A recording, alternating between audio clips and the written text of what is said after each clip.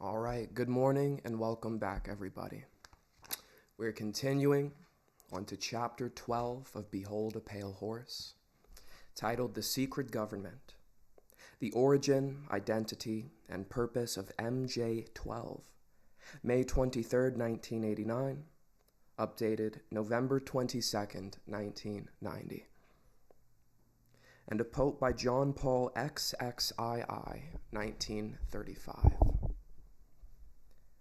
The signs are increasing. The lights in the sky will appear red, blue, green rapidly. Someone is coming from very far and wants to meet the people of the earth. Meetings have already taken place, but those who have really seen have been silent.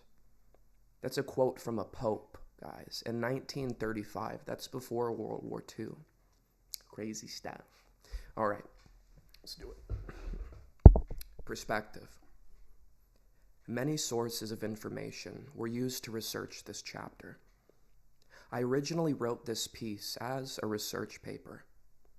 It was first delivered at the MUFON Synopsium on July 22nd, 1989, in Las Vegas, Nevada. Most of this knowledge comes directly from or is a result of my own research into the top secret magic material that I saw and read between the years 1970 and 1973 as a member of the intelligence briefing team of the Commander-in-Chief of the Pacific Fleet. Since some of this information was derived from sources that I cannot divulge for obvious reasons, and from published sources that I cannot vouch for, this chapter must be termed a hypothesis. I firmly believe that if aliens are real, this is the true nature of the beast. It is the only scenario that has been able to bind all the diverse elements. It is the only scenario that answers all the questions and places the various fundamental mysteries in an arena that makes sense. It is the only explanation that shows the chronology of events and demonstrates that the chronologies, when assembled, match perfectly. The bulk of this I believe to be true, if the material that I viewed in the Navy is authentic. As for the rest, I do not know, and that is why this paper must be termed a hypothesis. Most historic and current available evidence supports this hypothesis. The secret government.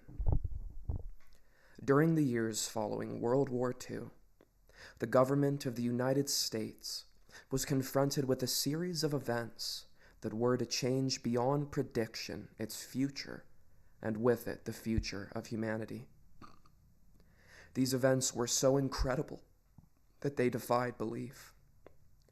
A stunned President Truman and his top military commanders found themselves virtually impotent after having just won the most devastating and costly war in history.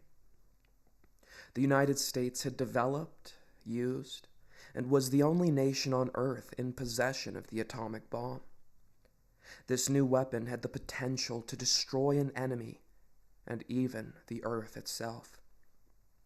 At that time, the United States had the best economy, the most advanced technology, the highest standard of living, exerted the most influence, and fielded the largest and most powerful military forces in history. We can only imagine the confusion and concern when the informed elite of the United States government discovered that an alien spacecraft, piloted by insect-like beings from a totally incomprehensible culture, had crashed in the desert of New Mexico. Between January 1947 and December 1952, at least 16 crashed or downed alien craft, 65 alien bodies, and 1 live alien were recovered. An additional alien craft had exploded, and nothing was recovered from that incident. Of these events, 13 occurred within the borders of the United States. not including the craft that disintegrated in the air. Of these 13, 1 was in Arizona, 11 were in New Mexico, and 1 was in Nevada. 3 occurred in foreign countries. Of those, 1 was in Norway, and the last 2 were in Mexico. Sightings of UFOs were so numerous that serious investigation and debunking of each report became impossible, utilizing the existing intelligence assets. An alien craft was found on February 13th, 1948, on a mesa near Aztec, New Mexico. Another craft was located on March 25th, 1948, in White Sands Proving Ground. It was 100 feet in diameter. A total of 17 alien bodies were recovered from those 2 craft. Of even greater significance was the discovery of a large number of human body parts stored within both of these vehicles. A demon had reared its head, and paranoia quickly took hold of everyone then in the know. The secret lid immediately became a top secret lid and was screwed down tight. The security blanket was even tighter than that imposed on the Manhattan Project. In the coming years, these events were to become the most closely guarded secrets in the history of the world. A special group of America's top scientists were organized under the name Project Sign in December 1947 to study the phenomenon. The whole nasty business was contained. Project Sign evolved into Project Grudge in December 1948, a low-level collection and disinformation project named Blue Book was formed under Grudge. 16 volumes were to come out of Grudge. Blue teams were put together to recover the crashed discs and dead or live aliens. The blue teams were later to evolve into alpha teams under Project Pounce. During these early years, the United States Air Force and the Central Intelligence Agency exercised complete control over the alien secret. In fact, the CIA was formed by presidential executive order, first as the Central Intelligence Group, for the express purpose of dealing with the alien presence. Later, the National Security Act was passed, establishing it as the Central Intelligence Agency. The National Security Control was established to oversee the intelligence community, and especially the alien endeavor. A series of National Security Council memos and executive orders removed the CIA from the sole task of gathering foreign intelligence and slowly but thoroughly legalized direct action in the form of covert activities at home and abroad. On November 9, 1947, Truman approved issuance of NSC-4, entitled Coordination of Foreign Intelligence Information Measures, at the urging of Secretaries Marshall, Forrestal, Patterson, and the Director of the State Department's Policy Planning Staff, George Kennan. The Foreign and Military Intelligence, Book 1, final report of the Select Committee to study governmental operations with respect to intelligence activities. United States Senate, 94th Congress, 2nd Session. Report number 94-755, April 26, 1976, page 49 states. This directive empowered the Secretary of State to coordinate overseas information activities designed to counter communism. A top-secret annex to NSC-4, NSC-4A, instructed the Director of Central Intelligence to undertake covert psychological activities in pursuit of the aims set forth in NSC-4. The initial authority given the CIA for covert operations under NSC 4A, did not establish formal procedures for either coordinating or approving these operations. It simply directed the DCI to undertake covert actions and to ensure through liaison with state and defense that the resulting operations were consistent with American policy. Later, NSC 10/1 and NSC 10/2 were to supersede NSC 4 and NSC 4A and expand the covert abilities even further. The Office of Policy Coordination, OPC, was chartered to carry out an expanded program of covert activities.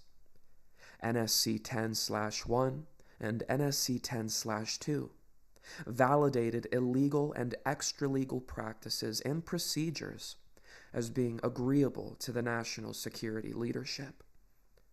The reaction was swift. In the eyes of the intelligence community, no holds were barred.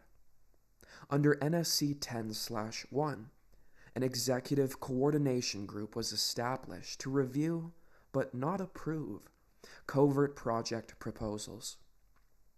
The ECG was secretly tasked to coordinate the alien projects. NSC 10/1 and /2 were interpreted to mean that no one at the top wanted to know about anything until it was over and successful. These actions established a buffer between the president and the information. It was intended that this buffer serve as a means for the president to deny knowledge if leaks divulged the true state of affairs. This buffer was used in later years for the purpose of effectively isolating succeeding presidents from any knowledge of the alien presence other than what the secret government and the intelligence community wanted them to know. NSC 10/2 established a study panel that met secretly and was made up of the scientific minds of the day. The study panel was not called MJ12, another NSC memo. NSC 10/5 further outlined the duties of the study panel. These NSC memos and secret executive orders set the stage for the creation of MJ12 only 4 years later. Secretary of Defense James Forrestal objected to the secrecy. He was a very idealistic and religious man. He believed that the public should be told. James Forrestal was also one of the first known abductees. When he began to talk to leaders of the opposition party and leaders of the Congress about the alien problem, he was asked to resign by President Truman. He expressed his fears to too many people. Rightfully, he believed that he was being watched. This was interpreted by those who were ignorant of the facts as paranoia. Forrestal later was said to have suffered a mental breakdown. He was ordered to the mental ward of Bethesda Naval Hospital. In spite of the fact that the administration had no authority to have him committed, the order was carried out.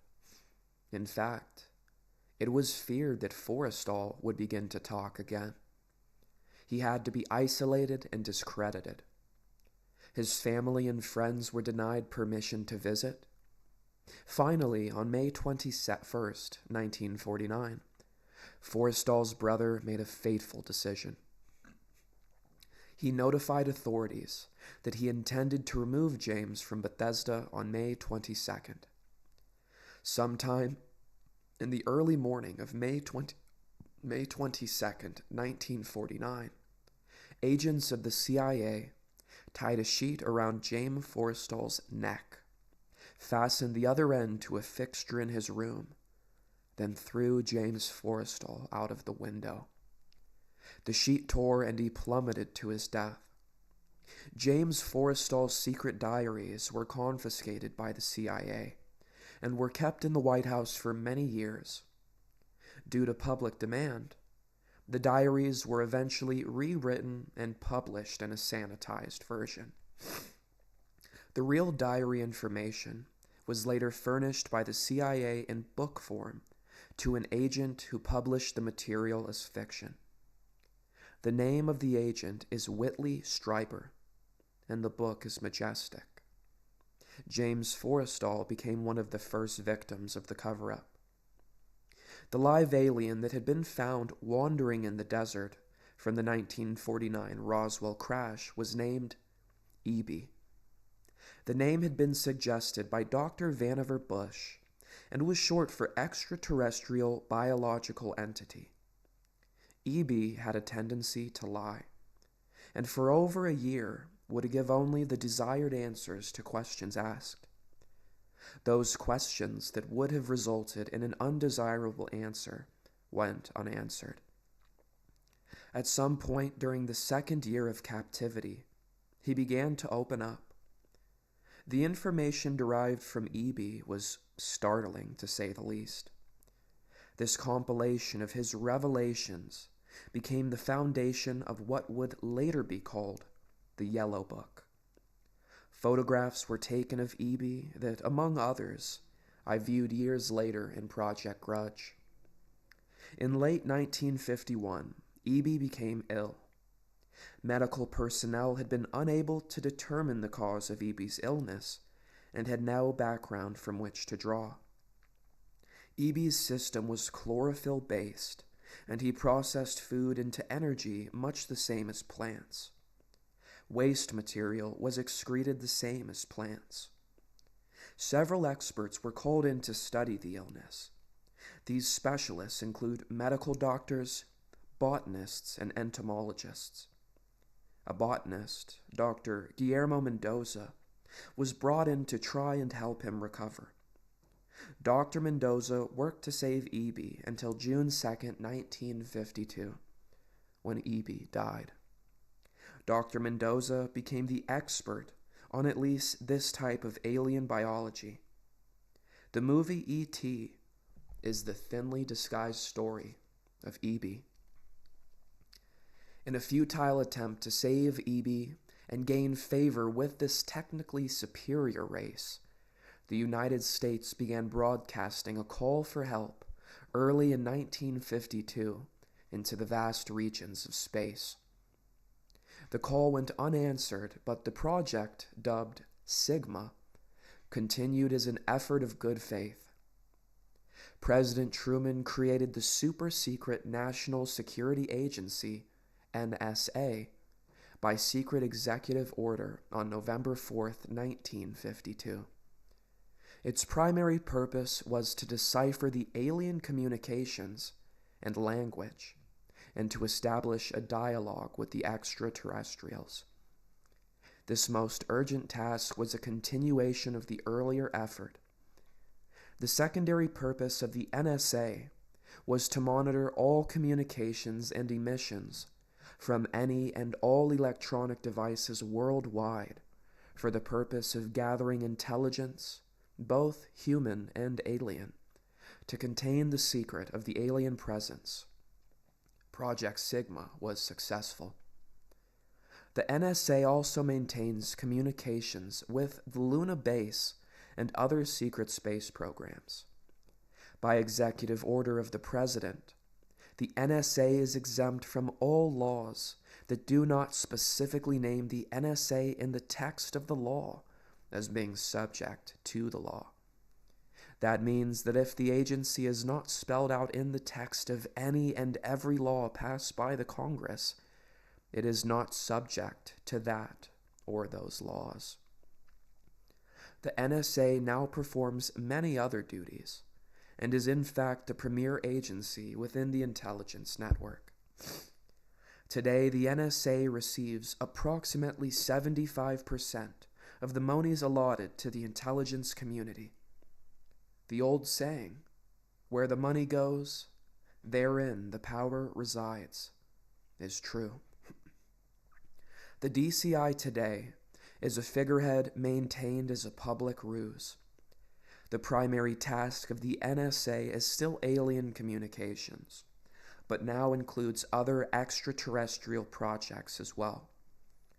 President Truman had been keeping our allies, including the Soviet Union, informed of the developing alien problem. This had been done in case the aliens turned out to be a threat to the human race. Plans were formulated to defend the Earth in case of invasion. Great difficulty was encountered in maintaining international secrecy. It was decided that an outside group was necessary to coordinate and control international efforts in order to hide the secret from the normal scrutiny of governments by the press. The result was the formation of a secret ruling body that became known as the Bilderberg Group. The group was formed and met for the first time in 1952. They were named after the first publicly known meeting place, the Bilderberg Hotel. That public meeting took place in 1954. They were nicknamed the Bilderbergers.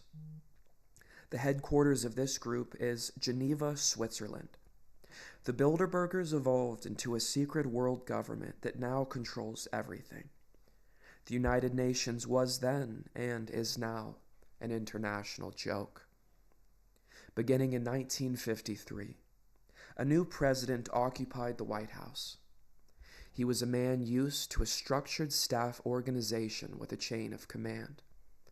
His method was to delegate authority and rule by committee.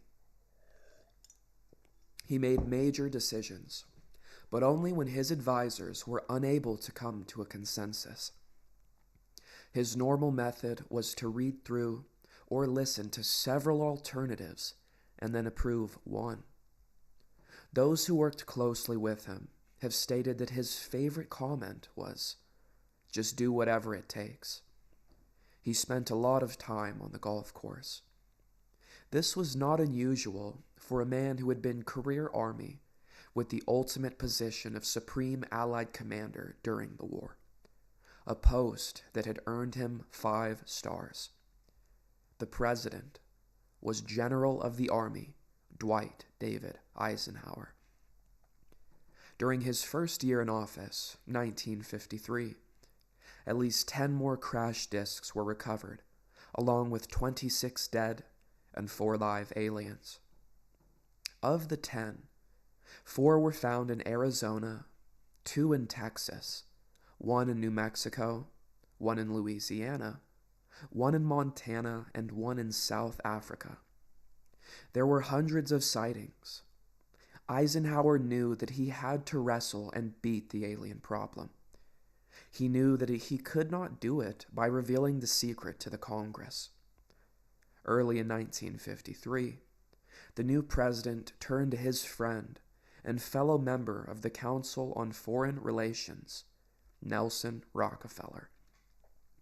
Eisenhower and Rockefeller began planning the secret structure of Alien Task Supervision, which was to become a reality within 1 year. The idea for MJ-12 was thus born. It was Nelson's uncle, Winthrop Aldrich, who had been crucial in convincing Eisenhower to run for president. The whole Rockefeller family, and with them, the Rockefeller Empire, had solidly backed Ike. Eisenhower belonged heart and soul to the Council on Foreign Relations and the Rockefeller family. Asking Rockefeller for help with the alien problem was to be the biggest mistake Eisenhower ever made for the future of the United States and maybe for humanity. Within 1 week of Eisenhower's election, he had appointed Nelson Rockefeller chairman of the Presidential Advisory Committee on Government Organization. Rockefeller was responsible for planning the reorganization of the government, something he had dreamed of for many years. New Deal programs went into one single cabinet position, called the Department of Health, Education, and Welfare. When the Congress approved the new cabinet position in April 1953, Nelson was named to the post of Undersecretary of Oveta Kulp Hobby. In 1953, astronomers discovered large objects in space that were tracked moving toward the Earth. It was first believed that they were asteroids. Later evidence proved that the objects could only be spaceships. Project Sigma intercepted alien radio communications. When the objects reached the Earth, they took up a very high geosynchronous orbit around the equator. There were several huge ships, and their actual intent was unknown. Project Sigma and a new project, Plato, through radio communications using the computer binary language, were able to arrange a landing that resulted in face-to-face contact with alien beings from another planet. This landing took place in the desert. The movie, Close Encounters of the Third Kind, is a fictionalized version of the actual events. Project Plato was tasked with establishing diplomatic relations with this race of space aliens. A hostage was left with us as a pledge that they would return and formalize a treaty. In the meantime, a race of humanoid aliens landed at Homestead Air Force Base in Florida and successfully communicated with the U.S. government.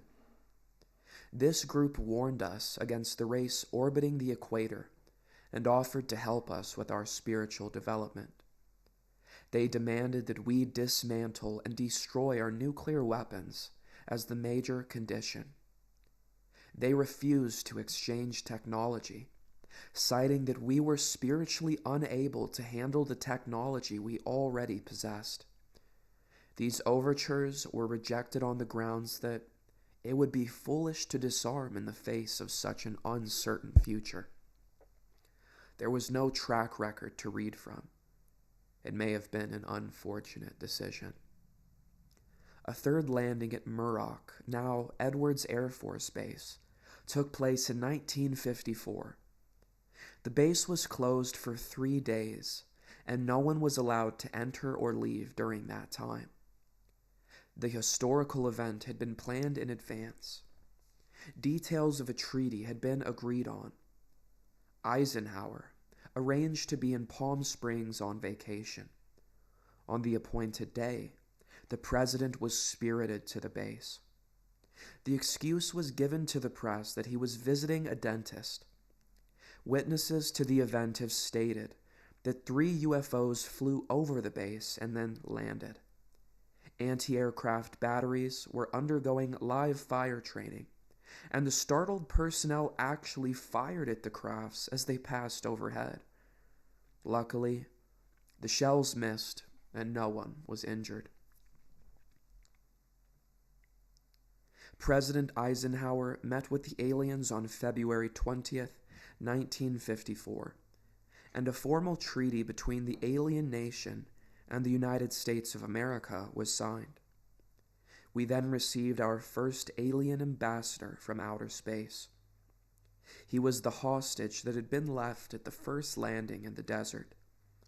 His name and title was His Omnipotent Highness Krill or Curl, pronounced Krill or Krill. In the American tradition of disdain for royal titles, he was secretly called Original Hostage Krill. Shortly after this meeting, President Eisenhower suffered a heart attack. 4 others present at the meeting were Franklin Allen of the Hearst newspapers, Edwin Norris of Brookings Institute, Gerald Light of Metaphysical Research fame, and Catholic Bishop McIntyre of Los Angeles. Their reaction was judged as a microcosm of what the public reaction might be. Based on this reaction, it was decided that the public could not be told. Later studies confirmed the decision as sound. An emotionally revealing letter written by Gerald Light spells it out in chilling detail. My dear friend, I have just returned from Muroc. The report is true, devastatingly true. I made the journey in company with Franklin Allen of the Hearst Papers and Edwin Norris of Brookings Institute, Truman's erstwhile financial advisor, and Bishop McIntyre of L.A., confidential names for the present, please. When we were allowed to enter the restricted section, after about 6 hours, in which we were checked on every possible item, event, incident, and aspect of our personal and public lives, I had the distinct feeling that the world had come to an end with fantastic realism. For I have never seen so many human beings in a state of complete collapse and confusion, as they realized that their own world had indeed ended with such finality as to beggar description. The reality of other plane aeriforms is now and forever removed from the realms of speculation, and made a rather painful part of the consciousness of every responsible scientific and political group. During my 2 days' visit, I saw 5 separate and distinct types of aircraft being studied and handled by our Air Force officials, with the assistance and permission of the Etherians. I have no words to express my reactions. It has finally happened. It is now a matter of history. President Eisenhower, as you may already know, was spirited over to Murik one night during his visit to Palm Springs recently, and it is my conviction that he will ignore the terrific conflict between the various authorities and go directly to the people via radio and television if the impasse continues much longer. From what I could gather, an official statement to the country is being prepared for delivery about the middle of May. We know that no such announcement was ever made. The Silence Control Group won the day. We also know that 2 more ships, for which we can find no witnesses, either landed sometime after the 3 or were already at the base before the 3 landed. Gerald Light specifically states that 5 ships were present and were undergoing study by the Air Force. His metaphysical experience is evident in that he calls the entities Etherians. Gerald Light capitalized Etherians, calling attention to the fact that these beings might have been viewed as gods by Mr. Light. The alien emblem was known as the trilateral insignia and was displayed on the craft and worn on the alien uniforms. Both of these landings and the second meeting were filmed. These films exist today.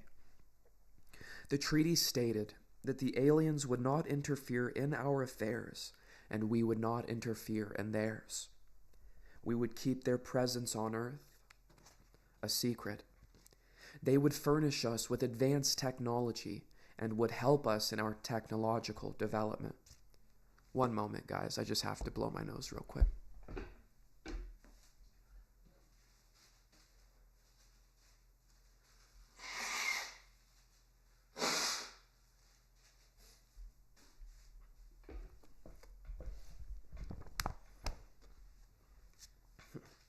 They would not make any treaty with any other Earth nation. They could abduct humans on a limited and periodic basis for the purpose of medical examination and monitoring of our development, with the stipulations that the humans would not be harmed, would be returned to the point of abduction, would have no memory of the event, and that the alien nation would furnish Majesty 12 with a list of all human contacts and abductees on a regularly scheduled basis. It was agreed that each nation would receive the ambassador of the other for as long as the treaty remained in force. It was further agreed that the alien nation and the United States would exchange 16 personnel with the purpose of learning of each other. The alien guests would remain on Earth. The human guests would travel to the alien point of origin for a specific period of time, then return, at which point a reverse exchange would be made. A reenactment of this event was dramatized in the movie Close Encounters of the Third Kind. A tip-off to who works for whom can be determined by the fact that Dr. J. Allen Hynek served as the technical advisor for the film. I noticed that the top-secret report containing the official version of the truth of the alien question, entitled Project Grudge, which I read while in the Navy, was co-authored by Lieutenant Colonel Friend and Dr. J. Allen Hynek, who was cited as a CIA asset attached to Project Grudge. Dr. Hynek, the one who debunked many legitimate UFO incidents when he functioned as the scientific member of the very public Project Blue Book. Dr. Hynek is the man responsible for the infamous "it was only swamp gas" statement. It was agreed that bases would be constructed underground for the use of the alien nation, and that 2 bases would be constructed for the joint use of the alien nation and the United States government. Exchange of technology would take place in the jointly occupied bases.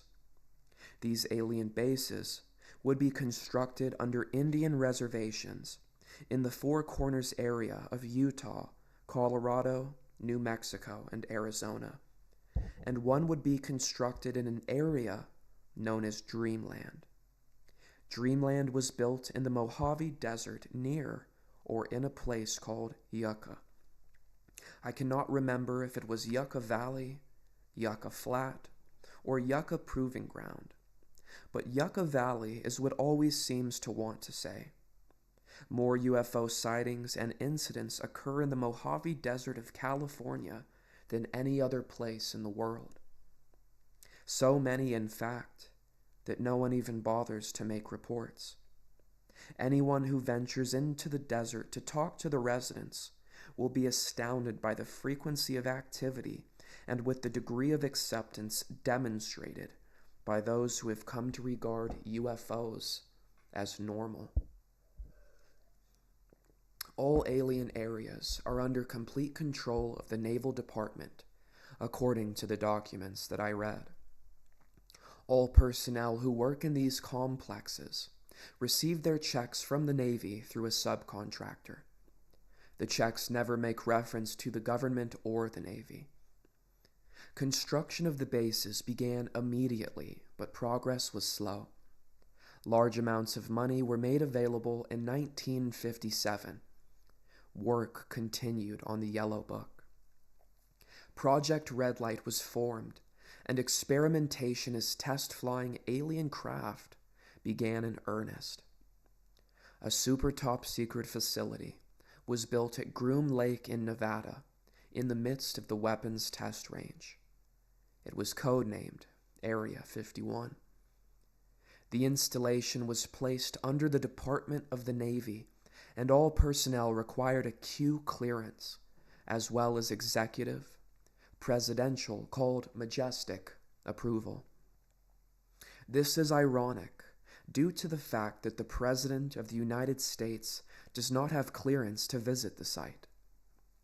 The alien base and exchange of technology actually took place in an area codenamed Dreamland above ground, and the underground portion was dubbed the dark side of the moon.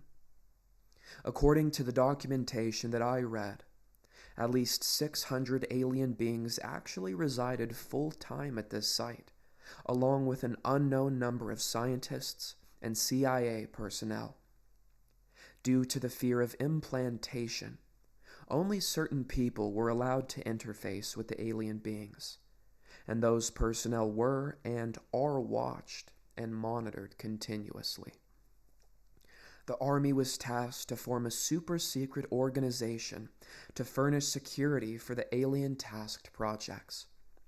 This organization became the National Reconnaissance Organization, based at Fort Carson, Colorado. The specific teams trained to secure the projects were called Delta. Lieutenant Colonel James Bo Gritz was a Delta Force commander. A second project, codenamed Snowbird, was promulgated to explain away any sightings of the red light crafts as being Air Force experiments. The Snowbird crafts were manufactured using conventional technology and were flown for the press on several occasions. Project Snowbird was also used to debunk legitimate public sightings of alien craft, UFOs to the public, IACs to those in the know. Project Snowbird was very successful, and reports from the public declined steadily until recent years. A multi-million-dollar secret fund was organized and kept by the military office of the White House. This fund was used to build over 75 deep underground facilities. Presidents who asked were told the fund was used to build deep underground shelters for the president in case of war. Only a few were built for the president. Millions of dollars were funneled through this office to Majesty 12 and then out to the contractors. It was used to build top-secret alien bases, as well as top-secret, deep underground military bases, and the facilities promulgated by Alternative throughout the nation. President Johnson used this fund to build a movie theater and pave the road on his ranch. He had no idea of its true purpose. The secret White House Underground Construction Fund was set up in 1957 by President Eisenhower. The funding was obtained from Congress under the guise of construction and maintenance of secret sites where the president could be taken in case of military attack, presidential emergency sites. The sites are literally holes in the ground, deep enough to withstand nuclear blast, and they are outfitted with state-of-the-art communications equipment. To date, there are more than 75 sites spread around the country that were built using money from this fund. The Atomic Energy Commission has built at least an additional 22 underground sites. See the chapter on Mount Weather. The location and everything to do with these sites were and are considered and treated as top secret. The money was and is in control of the military office of the White House, and was and is laundered through so circuitous a web that even the most knowledgeable spy or accountant cannot follow it. As of 1980, only a few at the beginning and end of this web knew what the money was for. At the beginning were Representative George Mahon of Texas, a chairman of the House Appropriations Committee and of its Defense Subcommittee, and Representative Robert Sykes of Florida, chairman of the House Appropriations Military Construction Subcommittee. Today, it is rumored that House Speaker Jim Wright controlled the money in Congress and that a power struggle removed him. At the end of the line were the President, Majesty 12, and Director of the Military Office and a commander at the Washington Navy Yard. The money was authorized by the Appropriations Committee, who allocated it to the Department of Defense as a top-secret item in the Army construction program. The Army, however, could not spend it, and in fact did not even know what it was for. Authorization to spend the money was in reality given to the Navy. The money was channeled to the Chesapeake Division of the Navy Engineers, who did not know what it was for either. Not even the commanding officer, who was an admiral, knew what the fund was to be used for.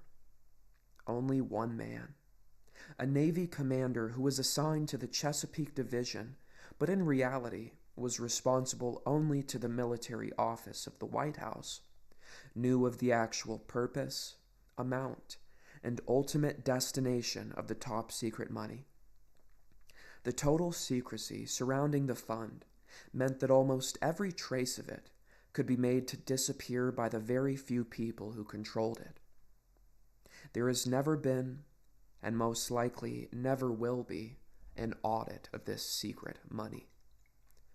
Large amounts of money were transferred from the top secret fund to a location at Palm Beach, Florida, that belongs to the Coast Guard called Peanut Island. The island is adjacent to property that was owned by Joseph Kennedy. The money was said to have been used for landscaping and general beautification. Some time ago, a TV news special on the Kennedy assassination told of a Coast Guard officer transferring money in a briefcase to a Kennedy employee across this property line. Could this have been a secret payment to the Kennedy family for the loss of their son, John F. Kennedy? The payments continued through the year 1967 and then stopped. The total amount transferred is unknown, and the actual use of the money is unknown. Meanwhile, Nelson Rockefeller changed positions again. This time, he was to take C.D. Jackson's old position, which had been called the Special Assistant for Psychological Strategy. With Nelson's appointment, the name was changed to the Special Assistant for Cold War Strategy. This position would evolve over the years into the same position Henry Kissinger was ultimately to hold under President Nixon. Officially, he was to give advice and assistance in the development of increased understanding and cooperation among all peoples. The official description was a smokescreen. For secretly, he was the presidential coordinator for the intelligence community. In his new post, Rockefeller reported directly and solely to the president. He attended meetings of the cabinet, the Council on Foreign Economic Policy, and the National Security Council, which was the highest policy-making body in the government. Nelson Rockefeller was also given a second important job as the head of the secret unit called the Planning Coordination Group, which was formed under NSC 5412/1 in March 1955. This group consisted of different ad hoc members, depending on the subject of the agenda.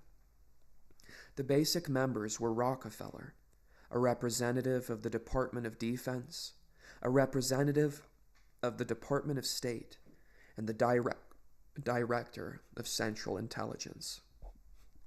It was soon called the 5412 Committee, or the Special Group. NSC 5412/1 established the rule that covert operations were subject to approval by an executive committee, whereas in the past, these operations were initiated solely on the authority of the Director of Central Intelligence. By Secret Executive Memorandum NSC 5510, Eisenhower had preceded NSC 5412/1 to establish a permanent committee, not ad hoc, to be known as Majesty 12, MJ12, to oversee and conduct all covert activities concerned with the alien question. NSC 5412/1 was created to explain the purpose of these meetings when Congress and the press became curious. All right, guys, and that is where we will end off for today. May God bless you. May Jesus be with you. May Michael protect you. As always, we will end this off with the Lord's Prayer, and I will see you guys in the next one. Our Father, who art in heaven, hallowed be thy name. Thy kingdom come, thy will be done, on earth as it is in heaven. Give us this day our daily bread, and forgive us for our trespasses, as we forgive those who trespass against us. Lead us not into temptation, but deliver us from evil. For thine is the kingdom, the power, and the glory, forever and ever. Amen.